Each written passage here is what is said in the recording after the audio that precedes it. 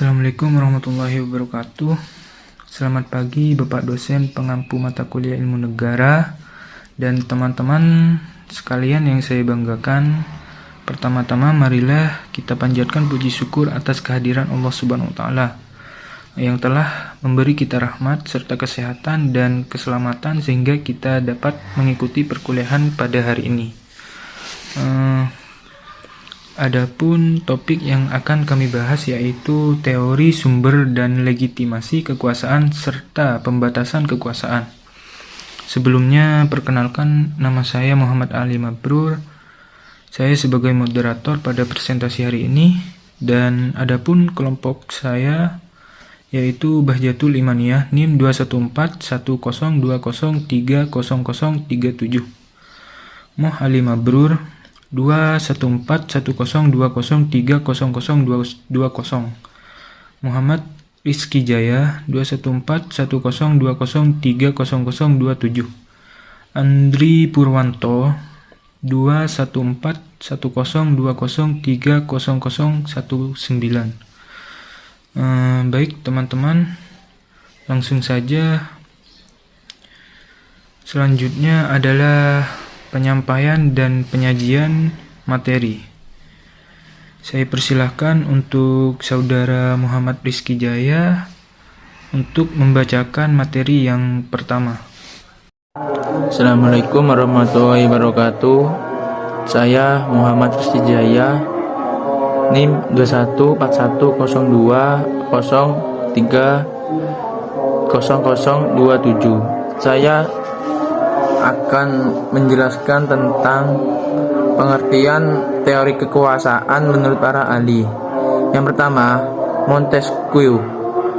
Menurut Montesquieu, kekuasaan itu dibagi menjadi 3 golongan, yaitu kekuasaan legislatif, kekuasaan eksekutif, dan kekuasaan yudikatif, yang kemudian dikenal dengan istilah trias politika. Setiap golongan kekuasaan memiliki tugas yang berbeda-beda. Kekuasaan legislatif bertugas untuk membuat peraturan dan undang-undang. Kekuasaan eksekutif bertugas untuk menjalankan peraturan dan undang-undang yang telah diciptakan. Sementara kekuasaan yudikatif bertugas untuk mengadili seseorang yang melakukan pelanggaran sesuai undang-undang yang berlaku. Yang kedua, Max Weber mengatakan bahwa kekuasaan adalah sebuah kesempatan yang dimiliki oleh seseorang atau kelompok dengan tujuan untuk memenuhi keinginan atau kehendaknya dalam hubungan sosial, walaupun harus menentang atau menghadapi kehendak orang lain berdasarkan memaksa orang lain untuk mewujudkan keinginannya. Yang ketiga, John Locke.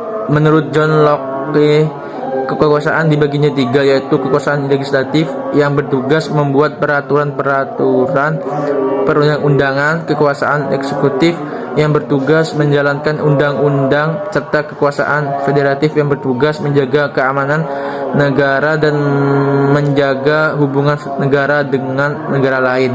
Yang keempat yaitu Miriam Budiarjo. Menurut Miriam Budiarjo, ini kekuasaan adalah seseorang atau kelompok yang memiliki kekuatan atau kemampuan di mana kekuatan itu digunakan untuk mempengaruhi perilaku individu atau kelompok lainnya sesuai dengan keinginan seseorang atau kelompok yang memiliki kekuatan tersebut. Yang kelima, Ramian Surbarti. Ramian menyatakan bahwa kekuasaan diartikan sebagai sebuah kemampuan yang digunakan untuk mempengaruhi orang lain melalui cara berpikir yang sesuai dengan apa yang dikehendaki oleh pemegang kuasa. Sekian dari saya. Assalamualaikum warahmatullahi wabarakatuh. Assalamualaikum warahmatullahi wabarakatuh. Saya Bahjatul Imaniyah dengan NIM 2141020300037 sebagai pemateri kedua akan menyampaikan materi mengenai sumber kekuasaan. Dibagi menjadi 3. Yang pertama, kedudukan. Sumber kekuasaan ini berupa jabatan, seperti ketua organisasi, panglima di bidang kemiliteran, dan sebagainya. Jika sumber kekuasaan berupa kedudukan ini ada pada orang yang salah, maka akan menimbulkan kerugian bagi banyak orang. Yang kedua yaitu kekayaan. Sudah menjadi hal umum jika kekayaan yang dimiliki seseorang dapat menentukan apakah seseorang itu berkuasa ataupun tidak. Yang ketiga, kepercayaan. Sumber kekuasaan berupa kepercayaan atau agama ini berarti seseorang yang sudah memiliki ilmu yang cukup tinggi dalam suatu agama akan dianggap bisa membimbing para umatnya. Materi yang kedua yaitu cara mempertahankan kekuasaan. Yang pertama dengan membangun politik dinasti. Politik dinasti diartikan sebagai politik keluarga yang mana hampir semua anggota keluarga memiliki jabatan di suatu daerah. Maka setiap jabatan yang dibuat, kebijakan yang dibuat akan lebih mudah diwujudkan sehingga kekuasaan tetap terjaga. Yang kedua, tidak memberikan kebebasan kepada masyarakat. Bagi para pemimpin politik yang ingin mempertahankan kekuasaannya, biasanya melakukan cara dengan mengurangi kebebasan berpendapat bagi masyarakat, sehingga masyarakat akan sulit mengkritik kinerja pemerintahan dan pemimpin politik. Yang ketiga, menghilangkan peraturan yang dapat merugikan kekuasaan. Apabila kekuasaan tidak bisa dipertahankan dengan cara membangun dinasti politik dan membatasi akses berpendapat, maka pemegang kekuasa akan menggunakan cara ketiga, yaitu menghilangkan peraturan yang dapat merugikan kekuasaan dengan modal kerjasama yang kuat. Semakin banyak aturan yang merugikan kekuasaan dihilangkan, maka suatu kebijakan kekuasaan akan bertahan lebih lama. Materi yang ketiga yaitu sifat kekuasaan, dibagi menjadi dua. Yang pertama, possession power. Sifat possession power adalah kekuasaan yang sudah dimiliki oleh seseorang yang memiliki jabatan pada suatu organisasi, seperti ketua atau dewan pembina. Apabila seseorang sudah memiliki jabatan, maka ia sudah memiliki kewenangan mengatur dan mengarahkan anggotanya. Tetapi jika tidak bisa mengemban tanggung jawab dengan benar, maka kemungkinan besar organisasi yang dipimpinnya akan sulit berkembang. Oleh karena itu, seseorang yang memiliki jabatan seharusnya mempunyai wawasan yang luas serta etika yang baik. Yang kedua yaitu personal power. Personal power adalah kekuasaan yang dimiliki seseorang bukan di organisasi, melainkan dalam hubungan sosialnya, seperti ketua RT, RW, kepala desa, dan sebagainya. Seseorang yang punya sifat kuasa ini harus bisa mengarahkan anggota masyarakatnya agar tercipta hubungan yang harmonis dan tidak muncul kesalahpahaman antar anggota masyarakat. Oleh sebab itu, pemilik kuasa dari sifat kekuasaan ini harus pandai menjaga komunikasi dengan baik kepada seluruh anggotanya. Sekian dari saya. Wassalamualaikum warahmatullahi wabarakatuh. Materi yang selanjutnya yaitu mengenai legitimasi kekuasaan. Legitimasi berasal dari bahasa Latin, yaitu lex yang artinya hukum. Akan tetapi, seiring perkembangannya, legitimasi tidak hanya membicarakan tentang hukum yang ada dalam sebuah peraturan saja, tetapi juga membahas hukum-hukum yang berlaku di masyarakat, seperti norma-norma dalam lingkungan masyarakat.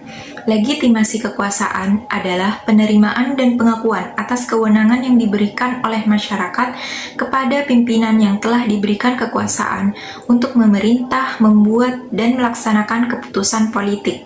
Namun, jika pemimpin atau pejabat negara tidak menunjukkan kinerja yang baik, sehingga anggota masyarakat merasa tidak sejahtera atau tidak terlindungi, maka legitimasi kekuasaan itu bisa saja hancur dan tidak dapat dipertahankan. Oleh karena itu, pemerintah harus bisa memenuhi kebutuhan masyarakat agar kesejahteraan bagi masyarakat dapat terjamin. Semakin banyak masyarakat yang sejahtera, maka legitimasi kekuasaan di mata masyarakat akan terus meningkat. Materi yang selanjutnya yaitu pembatasan kekuasaan.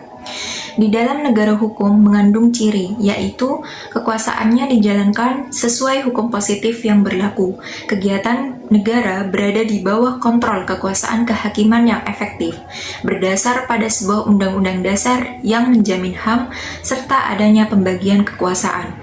Dari ciri-ciri tersebut tersirat sejumlah pembatasan terhadap perilaku pemerintah. Dalam melakukan aktivitasnya, pemerintah dibatasi oleh aturan yang berdasarkan asas legalitas dan juga asas yuridikitas. Pembatasan kekuasaan lainnya yaitu melalui pembagian kekuasaan yang akan menciptakan keseimbangan antar lembaga.